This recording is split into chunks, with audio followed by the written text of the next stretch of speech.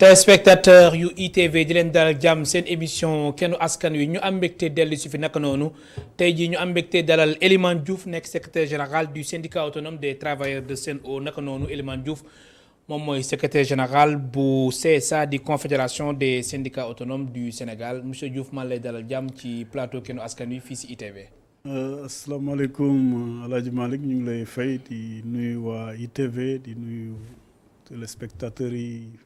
seetaan émission bi di ñaan yàlla ñu def waxtaan wu am njëriñ pour population bi merci.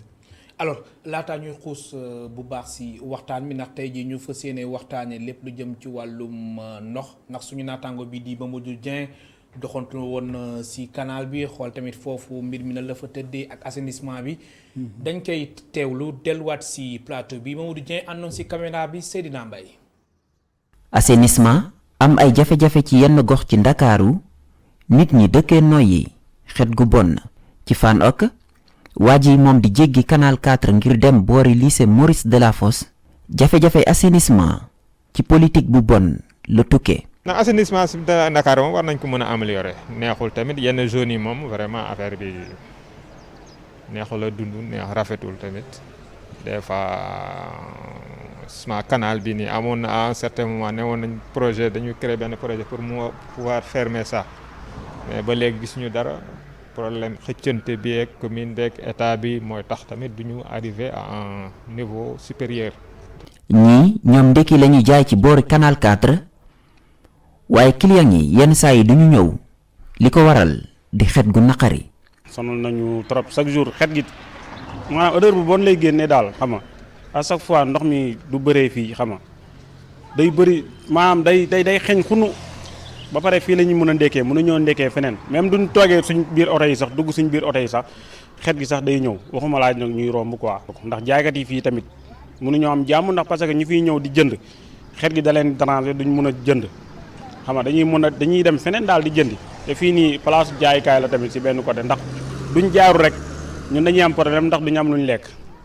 cet gi am ay jafe-jafe ci ndakaaru waaye ci banlieue bi la gën a fës. par rapport daal côté VDN bi daal moom gis naa ni foofu moom tane na daal cet am na foofu moom mais par rapport banlieue yi daal yàlla xam doy na cet gi moom demewu fa noonu. ab canal bu kenn tëjul xet gu naqar yi di ci tukkee ca Fann Ok noonee ci gox yu bari ci ndakaaru jafe-jafey assainissement lu fa fës la. mu nekkoon Mamadou Dieng ànd si caméra bi Seydina Mbaye alors Elimane Diouf suñu waxee ndox tamit suñu xel day dem si assainissement tamit am na solo alors ban jàngat ngay def si reportage bi nga xamante ne Mamadou Dieng def na ko. waaw jàngat biñ ci def rek mooy xanaa di constater rek li ñuy wax mooy ndox accès à l'eau dafa ànd ak assainissement bu set. assainissement bu acceptable pour dëkkuwaay parce que plus ñu ñaa ngi wut ndox di ko utiliser plus ñuy soxla assainissement fu ñu ko transférer ba du yàq dara donc loolu mooy lënkale assainissement au pluvial au potable donc projet la yoo xam ne ñoom ñoo lëkkaloo parce que ndox moo utiliser rek li ci ëpp da nga koy yóbbu ci rigolu assainissement yi. lii ñuy gis nii nag canaux à ciel ouvert yi yaakaar naa ne gouvernement bi yàgg na ci am ay projet yaakaar naa ne man y a même pas un mois maa ngi assisté ci benn audition bu ñu doon def ak ay bailleurs de fonds mais li ñuy njëkk a ñaawlu effectivement ci canaux yu mel nii pour mbënd mi mooy dañ koy chargé mu salte ba bu nawetee bu ndox mi ñëwee du am fu mu jaar. lépp la ñuy sànni ci biir. donc la seule solution mooy canaux yëpp ñu fexe duñ ko tëjee. mooy solution yaakaar naa ne canaux yëpp c'est des canaux à ciel ouvert. amul benn soxla boo ciy am. et canal 4 par exemple canal 4 ni mu yaatoo noonu même buñ ko tëjee yaakaar naa ne mën nañ fa def ay projets yoo xam ne sax day permettre nit ñi ñu liggéey. donc cela veut dire que yàq la. dans tout point de vue dans le cadre de l'environnement yàq la aussi ci utilisation même mu espace bi fa nekk waxatuma laa nag comme ni ñu koy waxee jàngoro yi mën a jural population yi nit ñi di jaay à côté nit ñi di dox à côté di respirer vraiment projet la yoo xam ne vraiment war nañ ko prioriser fu canal à ciel ouvert nekk saleté yi ci dugg assainissement bi ci dugg nit ñi di jël seen mbalit di ci sotti gouvernement bi war na ko defar tëj ko parce que bu ñu ko tëjee effectivement yooyu yëpp daf ci am. alors journée mondiale de l'eau ñu koy célébrer tey jii comme ni ñu koy waxee rek le Sénégal à l'instar de la communauté internationale alors seetlu bi nag moom mooy Sénégal ba léegi ñu ngi am jafe-jafe ci wàllum distribution de l'eau ndax gis nañu aussi Sen'Eau ba mu fi ñëwee yaakaar yi bëri woon na am na si ñoo xam ne aussi seen xel tey na mais dafa mel ni ba léegi nii daal amul benn changement wala am na changement si sa gis-gis Elimane Diouf. Alaaji Malick waxoon naa ne bi may ñëw mu pour tontul waa Sen'Eau ñëw mu pour tontul gouvernement bi ñooñu nga waroon a invité ñu wax la ci seen gis-gis ci avancé yeeg ñàkk avancé. mais en tant que secrétaire général bi ëmb syndicat bi ëmb liggéeykatu Sen'Eau yi même sooy wax si travailleurs yi. mais quand même am nga sa gis-gis si taxawaayu Sen'Eau fii si réew mi. waaw man gis-gis bi ma ci am rek mooy effectivement bi ñuy wax réforme bi gouvernement du Sénégal moo am sañ-sañu réforme maanaam jël secteur bu toll ni eau potable ci dëkku taax yi jox ko nit mu téyel ko effectivement état bi aussi ci biir réforme bi mu def dafa am pàcc boo xam ne daf ko joxe am pàcc boo xam ne mu ko téye maanaam pàcc bi nga xam ne mooy tëgg usines yeeg forage yu mag yi pour ñu andi ndox Dakar surtout ci ville yu mag yi nga xam ne ñoom ñoo faral di manqué ndox mooy dem ku mel ni Dakar lu mel ni Thiès lu mel ni Mbour mooy région yi nga ville yi nga xam ne ñoo gën a soxla ndox bon Diourbel sax mën nañ ni capitale arachidier bi beneen problème la ñoom problème mu chlore ak ex mais ville yi nga xam ne déjà quantité ndox bi fa nekk doyul État du Sénégal dafa ñëw ne Sen'Eau maa dénkoon SDE pendant 23 ans jëlee naa ko ci moom dénk naa la ko mais li ci des ba des mooy ba léegi état moo yore projet yi structurants yi maanaam projet yu milliards yi nga xam ne dañ koy def pour tabax ay usines dañ koy def pour tabax ay forage dañ koy def pour def ay usines de traitement maanaam pour mën a yombal ndox mi mu ñëw et loolu peut-être que buñ naan distribution bi am na problème amul problème xëy na ci situation yooyu la jafe-jafe yi nekk. donc Sen'Eau bi mu ñëwee léegi 1 an la def ñun liggéeykat yi jàngat bi ñuy jàngat ci jour 22 mars. muy journée mondiale de l'eau mooy saytu en tout cas bi mu fi defee 1 an nekkinu liggéeykat bi liggéeykat yaa ngi daw di def li leen war. liggéeykat yi ñu ngi am plus li ñu doon def ñu def plus mais gisuñu en tout cas ci wàllu ñoom seen ay avantage lu yokk par rapport ak ñoom par rapport ak kër gu bees ko loolu yëpp daal loolu vraiment yaakaar naa ne dañ xóotalee dañ ko xóotal alors léegi est-ce que mën nañ nangu jamono ji atum 2021 am ay quartiers yu nga xamante ni ba léegi nii duñu am ndox wala suñu amee ndox toq lay doon guddi ba guddi est-ce que loolu waruñ ko dépasser quand même. Alaaji Malick yaa ngi dugguloo ci li ma lay bañ a wax li ma lay wax mooy état du Sénégal. ak SONES ministère de l'eau et de l'assainissement. ñoo war a saytu ci ay projets. yoo xam ne yàgg dañ koy tëgg. dégg nga ñuy wax KMS 3 bu yàgg. mais KMS 3 mais ba léegi dégg nga ñuy wax. usine de dessalement lu mat 5 ans ngi projet yaa ngi fi. même KMS 3 dañuy planifier li ñuy planifier la ñu war a yeggale ci délai yi ñu koy wax bu ñu la nee dañu war a def KMS 3 2021 ou bien 2020 ou 2019 defuñu ko. ba yaa ngi lan 2021. yaa ngi 2021 tey le 22. waaw KMS 3 bi ñu waree pare defe naa est-ce que du woon 2018 xaw ma 2019. ba léegi nii ba léegi ñu ngi ci projet bi donc cela veut dire que Dakar ni muy yokkoo. gis nga ko.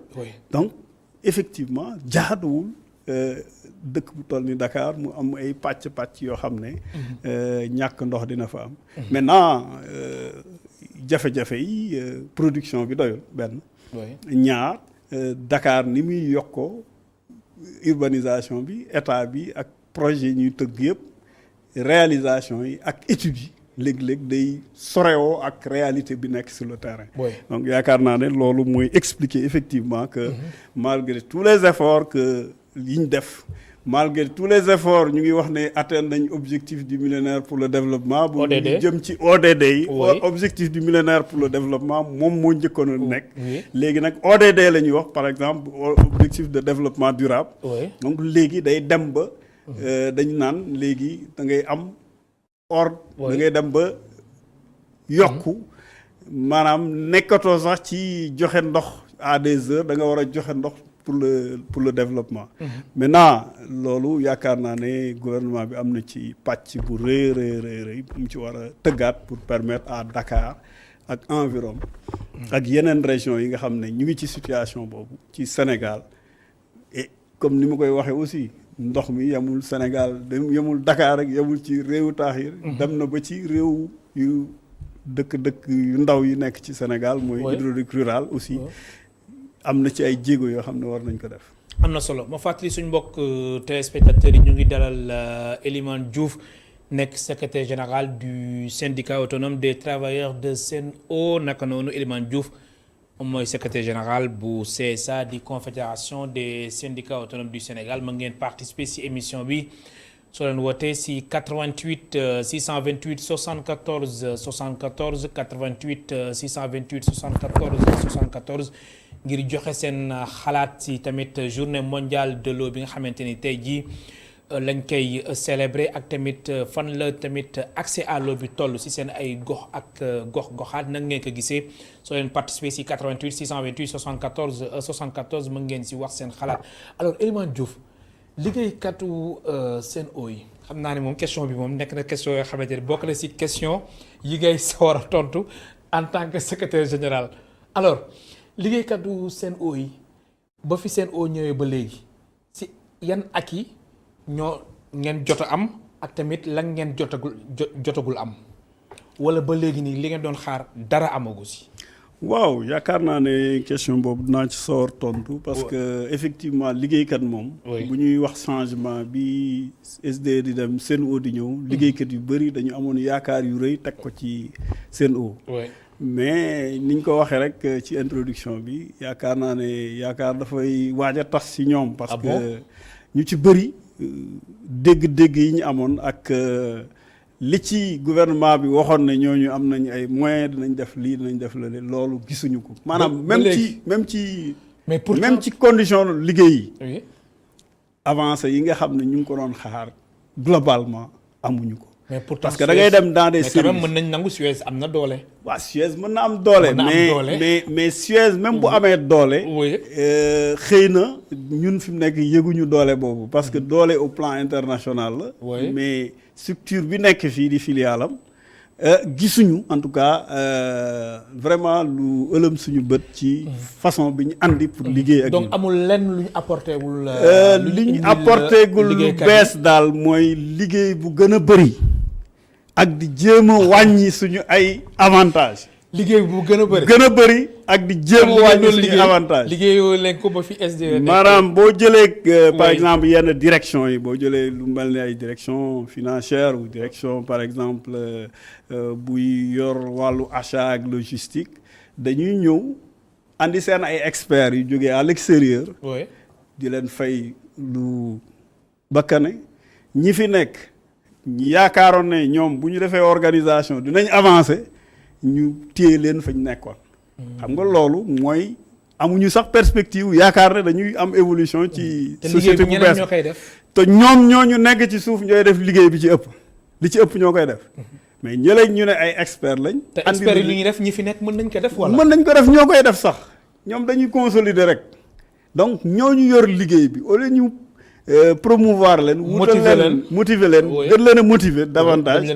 ñooñu dañ leen a maintenir ci statut bañ nekkoon amuñu perspective yokkute amuñu perspective avancement donc loolu nekk na premier problème bi nga xam ne jànkonte dañ ko ci maanaam organisation bu bees bi. moyens yi am na moyens yoo xam ne yaakaaroon nañ ne buñ ñëwee dinañ andi ay oto yu bees dinañ andi ay investissement yu bees mais pratiquement.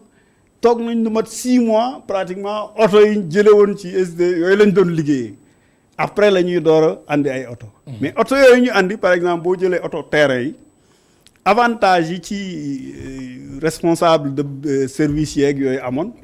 même yooyu buñ la nee waa ji dañ ko doon jox par exemple lu dotation 1500 litres de carburant dañ ko wàññi def ko 1000 bu ñu nee 2500 la amoon ñu wàññi ko def ko 1500 donc cela veut dire que ñoom daal dañu ñëw pour wàññi avantage nit ñi et jéem a colmater pour am bénéfice yu rëy yaakaar naa ne côté boobu daal. avantage yu bëri yoo xam ne yaakaaroon nañ ne bu ñu ñëwee dañ koy gën a yëkkati dañ ko gën a wàccee ou bien dañuy jéem a fell luñ ci fell pour seen avantage bi. te si boobu la waxtu liggéey bi dafa gën a bëre. te liggéey bi dafa alors loolu est-ce que tamit si ñu feewul ni liggéey bi ngeen doon liggéey ba fi SDE nekkee peut-être maanaam liggéey bi ngeen di def jamono ji moom ngeen waroon def wala lan. non demul noonu parce que yaakaar naa ne ñun quand même. temps yi fi SDE nekkee résultat yi ñu daan am moo tax bi ñuy xëccoo ku nekk sa war a ñëw parce que bu fekkoon ne SDE liggéeyuñ dara kon kenn du xëccoo jël société bi fekkee nga fi am na société yu ñu fi état bi jéem a jaay ba sonn mais les dañuy xool yurlu bàyyi mais kii xëccoo la woon ba contentieux ba fin ba donc cela veut dire que ñun liggéey bi ñu doon liggéey am tous les certifications ay ISO 9001 26001 tous les standards yi nga xam ne société internationale am na ko ak statistique ak résultats yu bakkane liggéeykat yi fi nekk ñoo ko doon def te booba amuñu woon à part démarrage yu SDE mais 10 à 15 dernières années yi ay benn ñaari assistant lañ daan am yu jóge à l'extérieur li ci des yëpp ay sénégalais ay cadres sénégalais ak ay ouvriers ak ay techniciens sénégalais ñoo ko doon def donc tey ñoom xëy na kër gu bees la bu ñu ko jëndee dinañ ñëw xool nu ñuy installé woo mais yaakaar nañ ne présence su expatriés yu bëri yi ak experts yu bëri yi pour ñun yàq xaalis la. et gis nañ ko d'ailleurs ci résultat entreprise bi parce que première année bi ñu ngi wax ay déficitu ay milliards. première année bi. à peu près par exemple amul bénéfice. donc dañu perte. donc cela veut dire que. te loolu mosul am wala. bon démarrage bi SDE amoon na perte mais benn année bu njëkk bi deuxième année bi. ñu rattrapé ko. mais ñii aussi boo comparé bële ak ñii vraiment yàlla ak yàlla la parce que ñoom seen perte bi ñuy annoncé pour le moment par rapport ak ñële te ñee bu ñuy ñëw fekk ñu woon pratiquement lu bëri. ñoom ñoo jënd seen lépp teg. mais ñii dañuy ñëw jël matériel bi fi nekkoon di ko liggéey. ba pare muy am déficit. donc cela veut dire que. à peu près. ñuy wax toll na ci moins de 4 milliards. moins de 4 milliards année bu njëkk bi. donc cela veut dire que xóot na est-ce que année yi ci topp. comme ñun ay actionnaires lañ. ñun du ñu am dividende première année deuxième année troisième année. xam nga loolu day doy waar par rapport ak fi ñu jógee. mais alors ak Sen'Eau ak lu si gouvernement bi wax yëpp ak tamit ministre bi suñ demee ba ñu constater que ni dañuy am déficit bi nga xamante ni jege na ñeenti milliards si sa gis-gis alors si lan moo waral lool la. non xam nga. lu tax état du Sénégal moom day am projet coûte que coûte def tout pour réaliser ko. objectif moo nekkoon jële fi SDE andi keneen. mais vraiment li ñu constaté ñun en tant que liggéeykat en tant que responsable syndical. li ñu doon wax ak ministère de l'eau et de l'assainissement bi ñuy démarrer projet bi ak bi ñuy négocier ak ñoom accompagnement biñ ci séentu woon liggéeykat yi gisuñu ko. mën naa la ci jox benn exemple. bu ñuy càmbar par exemple que am nañ 8% ñun. liggéeykatu Sen'Eau ci capitalu société bi 8% yi ñun bi ñuy négocier dañu ne woon 8% ngeen di verser mais dañu gis ne bañ signé protocole ba Sen'Eau démarré le ministre bi gëj a yéey yàbbi ci xëy na sax am nañ chance parce que société bi du am bénéfice donc duñu xëccu pour ne dañu war a am suñu dividende ñun ñu jël suñu xaalis teg cotiser ci suñu fonds commun de placement bi ñu amoon temps wu SDE. ne lii la ñuy war a cotiser. ñu toog laaj leen pendant 9 mois di leen laaj nan la ñuy def ba verser suñu xaalis presque 10e mois bi ci la ñuy door a wax ne waa FONSIS ñoo saytu woon seen ay action FONSIS bu saytoo suñu action maanaam moo ñu porteel suñu action. alors que ñun waxoon nañ leen bu yàgg ne leen ñun am nañ FCP boo xam ne mën nañu permettre ñu jënd suñu ay action FCP bu la jëndalee doo fi nekk di fay ay intérêt ñu ne ñu FONSIS lañ état bi wax ne na yore action état bi na yore action privée yi ak liggéeykat yi. bi ñu demee toog ak FONSIS nañu man de état bi daf ma joxoon mission ne ma lebal xaalis nga fay valeur action yi. mais bu ma ko fayee yéen da ngeen may fay intérêt de portage da ngeen may fay intérêt ci montant yi mu jël donc ñun li ñu waroon a fay te yor suñu xaalis teg ko. léegi ñàkk a saytu bi ministère bañ a saytu affaire bi yeggale ko ñun permettre nu ñun ñu fay. ñoom ñu dem wut intermédiaire bi di FONSIS permettre na tey ñu ñuy réclamer plus de 100 millions en plus de li ñu waroon a fay. ñu leen loolu jaaduwul plus de 100 millions. ay intérêt ak taxe. oui ci loo xam ne ñun yoroon nañu suñu xaalis teg. pour wan la rek état bu soxlaa day tëjëxi régler li muy régler après teg fële. donc loolu mooy suñu xeex fi mu nekk nii ñun fi mu nekk nii mooy nan la ñuy xeexee. ba loolu ñu ñuy tegal ñu jël ko en charge parce que ñun mënuñu ko jël en charge. parce que déjà téye nañ suñu xaalis lu mat plus d'1 an. xaalis bi liggéeyul ñu teg ko ñu bëgg a ñëw ne la da ngay fay loolu ba fayaat ci yeneen intérêt alors que ñun perte nañu fii ba pare ñu bëgg ñu perte la waat ci intérêt. donc pour won la de.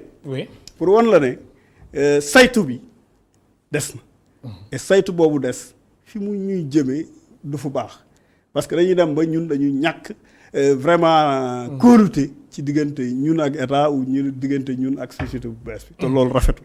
mais alors déficit bi nga xamante ni si nga ni ñu ngi annoncé 4 milliards. alors loolu ak yéen li nga xamante ni moom ngeen jot a dugal ak yooyu est-ce que du am ay conséquences. mais conséquences yi kay leer na. mooy ñun peut-être liñ doon soox a kës néew di am. ay dividendes yu ndaw. bénéfice yu ndaw ci temps SDE. yooyu doon ko léegi dootuñ ko am pendant xamaguñ ñaata ñu ngi wax 2 ans 3 ans kenn xamul est-ce que dina du romb foofu. te montage boobu montage bi kat état bi moo ko def. oui état du Sénégal moo ne yow kaay. jaayal ma ndox mi prix yii nga koy jaayee branchement lii nga koy fay wàññi na ko naam waxoon naa la fii. je pense que am na émission bu ñu fi defoon sax ñuy wax ne bu Sen'Eau ñëwee ndox mi dafa war a wàññeeku normalement parce que prix bi mu proposé moom ak SDE dañu proposé woon wàññi mètre cube bu ndox. mais état lan la def état dafa ne loolu ñu wàññi du ko appliquer population bi. parce que ay at ci gannaaw état bi bu ñu waroon a yokk prix wu ndox administration moo ko doon supporter. donc ñoom loolu lañ bëgg a dab. xam nga kooku day alourdir charge yi. mais li ñu waxoon ne dañ koy wàññil sax ci ndox mi duñ ko répercuter liggéeykat. am na solo moo ñu jël suñu téléspectateur bu njëkk mu ngi insister nekk si ligne bi allo. allo bismillah kilifa gi. allo ñu lay dégg allo. allo oui. baal ñu nga wàññi télé bi s'il vous plaît. wàññi nañ ko waaw. ñu lay déglu fan nga ñu woowee. maa ngi wootee Guédiawaye. Guédiawaye yow rek nañuy déglu kilifa gi. jërëjëf Cissé. man dama amoon benn question moo bëggoon poser ginnaaw bi ma félicité yéen ñi nga xam ne yéen def émission bi. jërëjëf. ak invité bi secrétaire général u SATES bu Sen'Eau. Elimane Diouf Elimane Diouf waaw. oui. amoon benn question bu waral wàllu ndox ci wàllu au niveau ci yenn région ci yenn zone rurale yi. oui. parce que dafa am benn situation boo xam ne actuellement ni comme ñi ngi wax wàllu ndox te waa Aquatech ñi nga xam ne ñoo nekk entreprise yi nga xam ne moom la état bi jox pour ñuy wax ñu ñuy liggéeyal ci wàllu forage ak yooyu. te foofu coow bëri na fa de nekkoon na sax si question yu ñu ko waroon laaj oui. question yu bëri. oui. beneen bi tamit wàllu ñi nga xam ne ñoo fay liggéey tamit muy travail di fa nekk. am ay jafe-jafe ci seen wàllu nekkin parce que population bi déjà bu ñu rejeté Aquatech déjà liggéeykat yi nga xam ne lañ fa waroon am ci wàllu seen payoor seen salaire toog nañu lu mat ay depuis novembre jotuñu seen salaire yi. te xam naa ni waa Sen'Eau yi ña nekk Aquatech si ñoom la ñu bokk donc ma doon laaj Elimane Diouf loolu nan la ci mën a beneen bi c'est par rapport ak waa Sen'Eau. oui. mi ngi wax léegi lii par rapport ak Sen'Eau bi mu ñëwee ba léegi peut-être que li ñu yaakaaroon ma ngay bëgg a tas.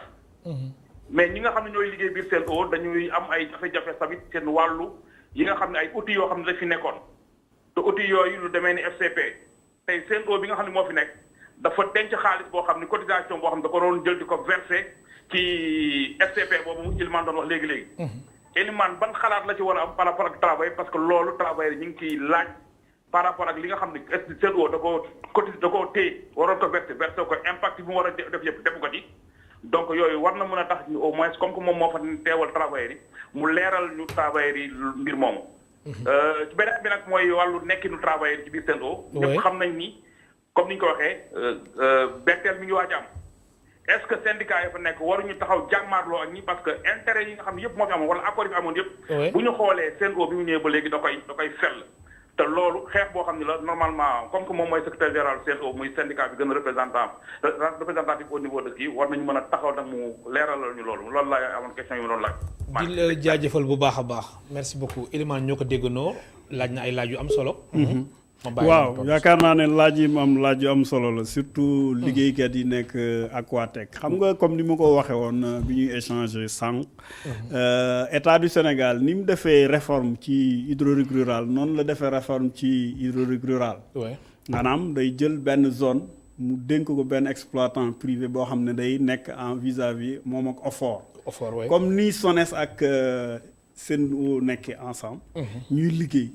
kii jox ko forage yi mu koy exploiter di ko traiter di jox village yi mais dañu constater ne pour le cas de Aquatech par exemple moom moo yore région de Thiès ak Diourbel village yi nekk foofu yëpp normalement contrat bi mu signé ak état du Sénégal mooy hydraulique rural zone boobu yëpp moo ko war a gérer mais li ñu constaté mooy état bi jëlul responsabilité ba mu war a jël maanaam ministère bi nga xam ne moo saytu loolu jëlul responsabilité am contrat bi mu signé ak ñoom village yi waroon a dugg dans le périmètre ñoom ñu koy exploiter village yu bëri dañu bañ état bi deful benn arbitrage par exemple yow bu ma la nee tey da nga may gérer 100 villages ku ci nekk par rapport ak population na mu toll prix wu ndox bi lii lay jar bu ñu la nee 100 villages yow mënoo sax depuis nga démarré lu ma plus d'1 an mënoo am sax moitié wu village yooyu. Cela veut dire que exploitant bi li muy dugal ci xaalis mënu ko rattraper. parce que plus village yi bëri xëy na ci lay mën a am lu mu fay ay liggéeykatam. parce que day investir à perte. tey constat bi mooy village yu bëri dañu bañ a dugg. village yu mag yi duggoon sax ñenn ñi dañu rocceeku booy déglu sax information yi dañuy attaqué. te ki ñuy attaqué. effectivement y a un problème y a un problème l'arbitrage de l'État. État mënu la joxe. loxo rocc ci làmmiñ bu nee day réformer ñëpp la war a mettre ci même pied d'égalité loolu li mu andi tey mooy liggéeykat ya fa ne pendant presque 1 an dañuy daw vers ay retard de salaire bi ci mujj presque mën na 4 mois de retard de salaire xam nga loolu jaaduwul donc foofu li ñuy woo ministre bi ak le gouvernement à travers le président mooy réforme bi bu dee dañ ko bëgg a saytu nañ fexe assumer responsabilité bi ñu jël. mooy population rurale yooyu concernée par le contrat ñu ne leen kii mooy exploité ñu resté la maintenant tey bu fekkee ne population bu ñu yuuxoo rek ñu dellu gannaaw donc cela veut dire que projet bi amatul sens. et ci kaw loolu vraiment arbitrage yu état moo mën a fexe tey. liggéeykat yooyu ñu sauver leen. parce que ñu ngi wax problème mu emploi ci réew mi. au moins am na ay plusieurs jeunes yu nekk ci entreprise boobu di daan seen doole. buñ ko tëjee ñooñu tamit dañuy rejoindre loowu kii nu mu tuddati chômeurs yi. donc vraiment appel bi ñuy lancer gouvernement bi di ko lancer ministre de l'eau et de l'assainissement mooy ñu def arbitrage ak collectivité territoriales yi population yi ñu xam ne état lii la décider ñu arbitrer liggéeykat yi. au moins mën a gis seen bopp ci li ñuy liggéey. bu amee ay problème technique nag aussi état bi xam ne problème technique yi moo fi nekk ñu xool ni ñu koy régler ni ñu koy solutionner. yaa vraiment ci wàll boobu daal loolu la ñuy wax pour éviter que liggéeykat yi continuer di subir. et temps est passé def nañ lu ne def nañ grève 72 heures 48 heures takk ay brassard rouge lu ne def nañ ko ba fan yi yaakaar naa ne accord bi ñu am mooy au moins moitié de salaire lañ leen fay.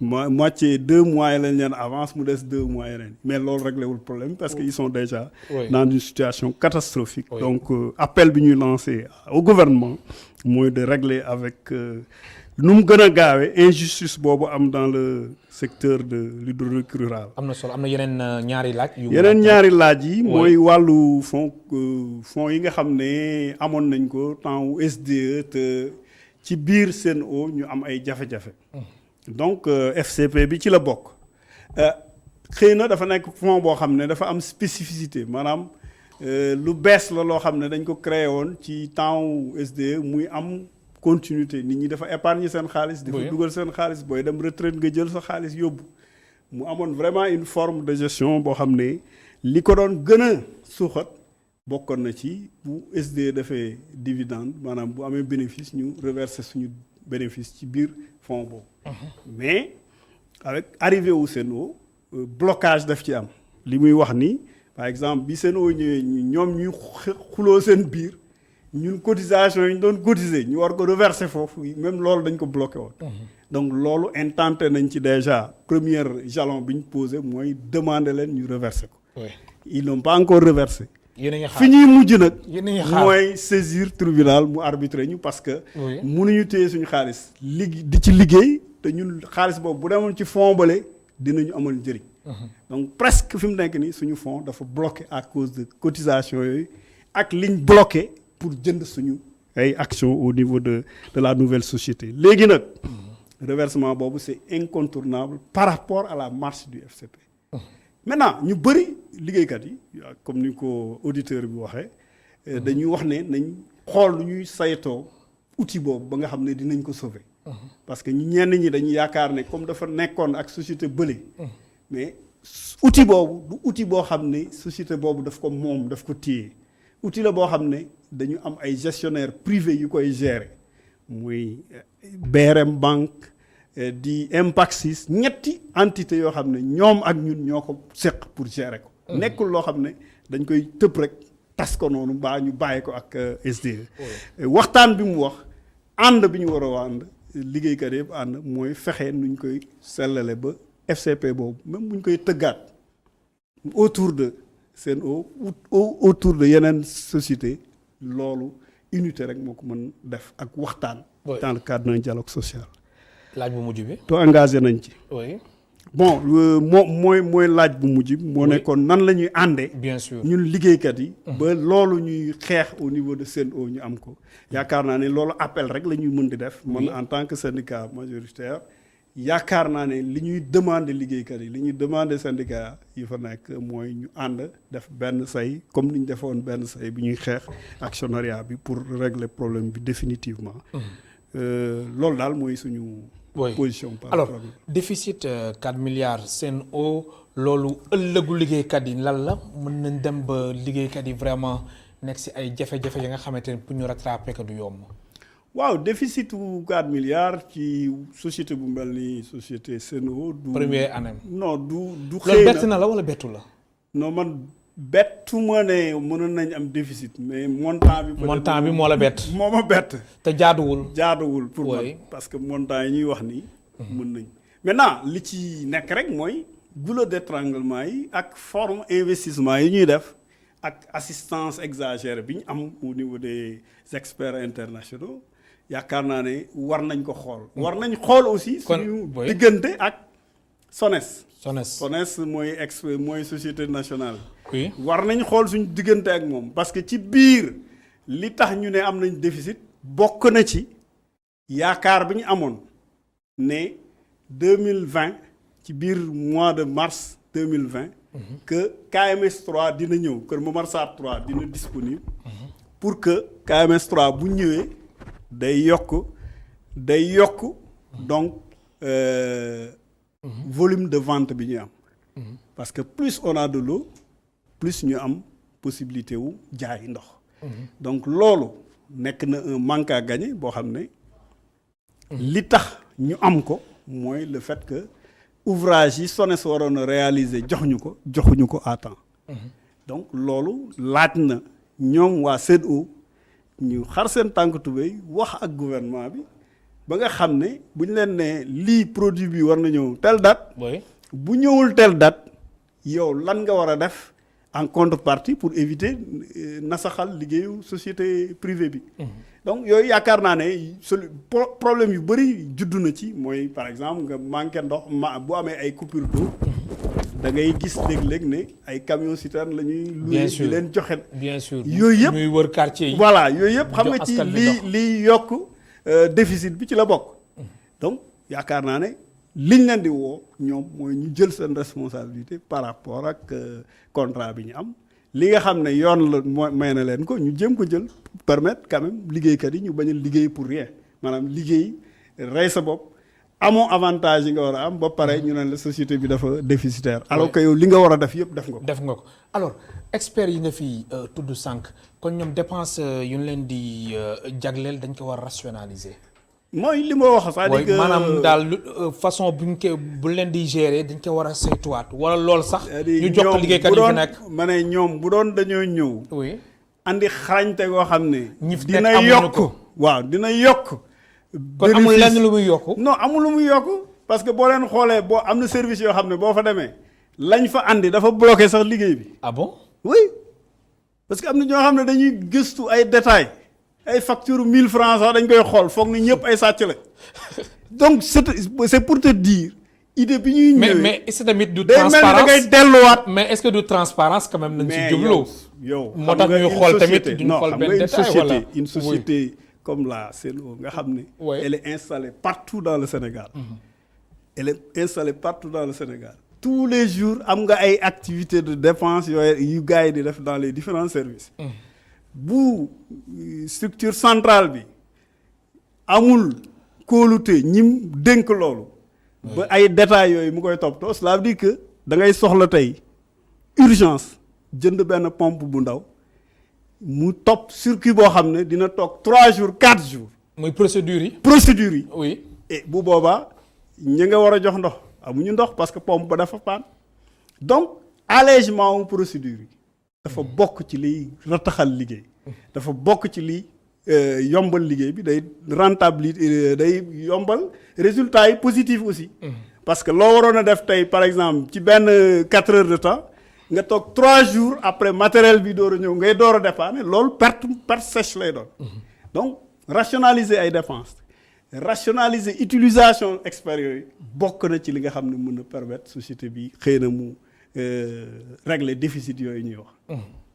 alors Elimane Diouf liggéeykatu Sen'Eau yi jamono ji nga xamante ni avant mu Sen'Eau di fi ñëw dañ leen déggoon ngeen di kaas di yëngal di def ay grève ak ñoom seen jamono ji dafa am benn temps bi ngeen di may Sen'Eau moo tax boobule kenn déggu leen wala lan moo xew. non dañuy jàppoon ne. société yi quand même buy door a ñëw di installé wu. préalable yi moo nekkoon ñu teg les jalons. teg nañ les jalons commencé nañ discuter ak ñoom ci yenn points yi. yenn points yi laalaguñ ko loolu moo taxoon ñu ne au moins la première année day nekk une année de rodage. mais constaté nañ ne lenteur yooyu aussi mënatul continuer. loolu moo tax auditeur bi li mu doon wax léegi intéressé ñu parce que dañu war a àndaat nag xoolaat nan la ñuy téléspectateur bi li mu doon wax léegi dañu war a àndaat nag jàkkaarloog ñoom parce que lii buñ ko bàyyee mu continuer cela veut dire que blocage yu entreprise bi xal daf ciy am parce que tant que xamuñu ne ñun en tant que force de travail ñun buñ liggéeyul entreprise bi day gën a suux bu boobaa ñu won leen ñun suñu diir saayu loxo yaakaar naa ne ñu ngi ciy waxtaan ñu ngi ciy def ay jéego di xool points yi nga xam ne blocage daf ci am dëgg ñu génne leen teg leen sur la table. yan point par exemple. par exemple tey par exemple dañ ne ne woon société bu bees bi bu ñëwee dafa war a augmenter salaire yi. loolu amagul non amagul. augmenter avancement yi ñu fi amoon mooy état bi defoon année 2020. oui. naam def nañ avancement normal bu ñu waroon a def ci année bi 2020. mais dañ ne woon suñu système mu saytu grille de salaire yi ak cotation bi nga xam ne mooy régir liggéeykat yi ak système bi ñuy avancé ak augmentation généralisée bi dafa nekkoon priorité. point yooyu laalaguñ ko. et système de rémunération boobu effectivement mu mën a permettre de ñu dindi distorsion yi am diggante liggéeykat yi pour que ñu corriger peut-être yoo xam ne amoon na du temps de la SDE nga xam ne pendant 20 ans même système la ñu amoon yaakaar nañ ne buñ changer grille de salaire dina permettre nit ñi gën a mën a avancer parce que da ngay gis kenn koo xam ne pendant presque 10 ans mu ngi ci bloqué ci benn catégorie parce que cotation bi moo ne woon waroo dépasser telle catégorie et grille de salaire bi ñuy fayee dafa dem ba ñu ci bëri dañu plafonné par exemple mënatuñu avancer. bu ñu waree avancer dañ leen di defal un sur salaire rek. donc yooyu yëpp dafa nekk yoo xam ne ay goulot d'étranglement yu ñuy foogoon ne dinañ ko gaaw weesu. mais pour le moment dépassé guñ ko ñu ngi ci gëstu. donc yaakaar naa ne loolu mooy nekk peut-être effet déclencheur u protestation yi ñu jëm. parce que au-delà de FCP bi ñu yàqal bi ñuy delloo presque gannaaw. point saillant wu négociation yi fi mu nekk nii moo nekk augmentation de salaire. mooy cotation des postes grille de salaire. système d'avancement nu ñu koy moderniser. te yéen a ngi xaar fii ak fin d'année wala. non les négociations démarrent et fii ak fin d'année suñ ci amul fii ak peut-être 2-3 mois buñ ci amul. xam naa doo lay xaar fin d'année. mënul yegg non mënul yegg foofu parce que négociation yi moom door na déjà. oui fii ak 2-3 mois si. bu ñu amul lu ñu peut-être mu tombé ak mois de mai bi. waaw mais nga xam ne ci la ñuy saytu. cahier de doléance yeeg yëpp. yaakaar naa ne date butoir yi daal période yooyu. alors Elimane Diouf du ma jeexal waxtaan bi te laaju woon tamit climat social bi Elimane Diouf ma fàttali yow yaay tamit secrétaire général bu CSA di confédération des syndicats autonomes climat social bi jamono ji na nga gisee ci réew mi. waaw climat social bi ni ñu ko gisee ci réew mi xam nga dañu jóge ci pandémie bu doy waar. boo xam ne moo mën àdduna bi yëpp presque la ñuy wax.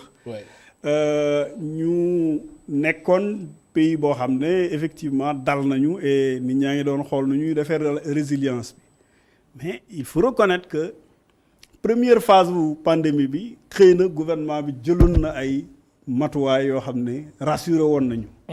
maanaam def benn ordonnance boo xam ne état bi dane bu kenn dàq travailleur pendant 3 mois. ci lu dul bu defee faute grave.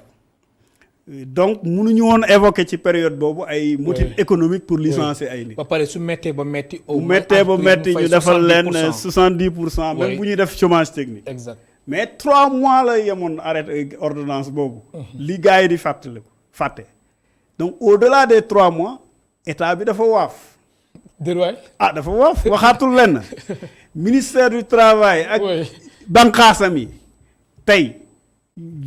beaucoup d'entreprises ñu ngi demander ay licenciements économiques ci wàllu tourisme ci wàllu yenn société de transport. te même ministre du travail waxoon na fi que ni plus de 20 000 liggéeykat ñàkk nañ si seen liggéey. waaw mais am na ci entreprise yoo xam ne chômage partiel lañ nekkoon mais am na ci entreprise yoo xam ne ni ñu tëddee. maanaam vraiment c'était ñooñu moom dañu par exemple ay sociétés yi nga xam ne dañ dépendroon ci ay tourisme ay transport ay jaay ay billets d'avion et cetera yenn hôtels yi nga xam ne amatuñu woon clientèle presque dañu fay mais li ñu mënul la reconnaître li ñu mënul la nangu mooy tey mu am hôtel yoo xam ne ñu ngi fonctionner malgré que rythme bi muy fonctionner du noonu ba pare ñu ne dañuy dàq une partie du personnel bàyyi fa une partie du personnel alors que règle licenciement économique dafa leer il faut que organisme du travail maanaam inspecteurs yi ak ministère du travail saytu entreprise bi ni muy doxee est-ce que bu ñu jëlee 20 personnes sur les 40 ñu liggéey pendant 2 mois dem chômage technique 2 mois yeneen yi ñeneen yi ñëw dina permettre bu situation bi amélioré wu ñëpp tolloo. mais yooyu yëpp gisuñu ko ci arbitrage yi am dañuy jékki-jékki rek ñu ne dàq nañ ay tel travail. donc situation sociale bi fi mu toll nii yaakaar naa ne xëy na avec levée wu situation pandémie bi dina permettre mu améliorer wu. ak mesure mais bu amul ay mesures vraiment. Hardi comme ni ñu ko defee woon ci première vague bi. vraiment jafe-jafe yu metti lañ nar a nekk. parce que dialogue social bi sax day bloqué. parce que à cause de si fekkee ne employeurs yi li ñuy xalaat rek mooy licencier motif économique. fourre-tout lay doon. te saytuwuñ ko bu boobaa liggéeykat yi ñun dañuy organiser wu pour jàmmarloo ak. alors mesure yu mujj yu président de la république wax fan yi yooyu tamit yaa ngi si dundee yaakaar bu baax a baax jëm si wàllum emploi des jeunes. waaw xam nga emploi des jeunes bi dafa nekk loo xam ne dafa lu mu làmboo dafa rëy. parce que bu ñuy wax rek emploi des jeunes parce que emploi des jeunes boo koy wax day fekk yow emploi yi nga am nga xool noo leen di consolider. d'abord bu fekkee ne emploi yi nga am consolider woo ko nga ne da ngay créer yeneen emploi te yan emploi la ñuy créer day andi ay jafe-jafe. bu dee da ngay ñëw financer ay nit ñu créer télécentre baa ñu ne dañuy ubbi structure jékki-jékki ñu jël xaalis bi tukki ça pose problème. donc il faut ñu toog autour d'un dialogue véritable.